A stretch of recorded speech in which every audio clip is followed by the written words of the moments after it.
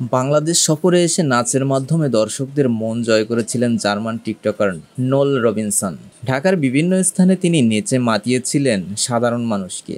নৃত্যশিল্পী রীতি শেখ ও শিল্পী জেফার এর সঙ্গেও তার প্রাণবন্ত মুহূর্তের ভিডিও ছড়িয়ে পড়েছিল সোশ্যাল মিডিয়ায়। কিন্তু এবার ভারত সফরে গিয়ে বিপাকে পড়লেন এই তারকা। বেঙ্গালুরুর রাস্তায় হঠাৎ নাচ শুরু করলে সেখানে বিপুল জনসমাগম হয়।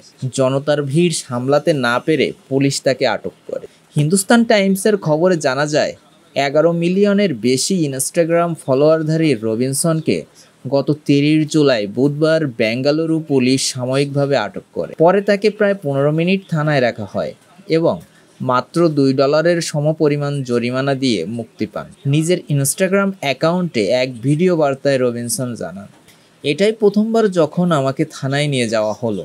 আমি ভেবেছিলাম হয়তো জেলে পাঠাবে, ভাগ্য ভালো সব ঠিকঠাক হয়েছে। উল্লেখ্য, একই দিনে আর এক জার্মান কন্টেন্ট ক্রিয়েটার ইউনাস জারোকেও অনুমতি ছাড়াই জনসমাগম তৈরি করার অভিযোগে আটকে রাখে পুলিশ।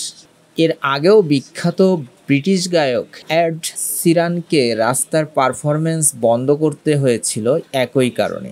নোল রবিনসন মূলত তার আকর্ষণীয় নাচ ও অনন্য হেয়ার স্টাইলের জন্য জনপ্রিয়। হঠাৎ জনবহুল স্থানে নাচ শুরু করে দর্শকদের মাতিয়ে তোলেন তিনি।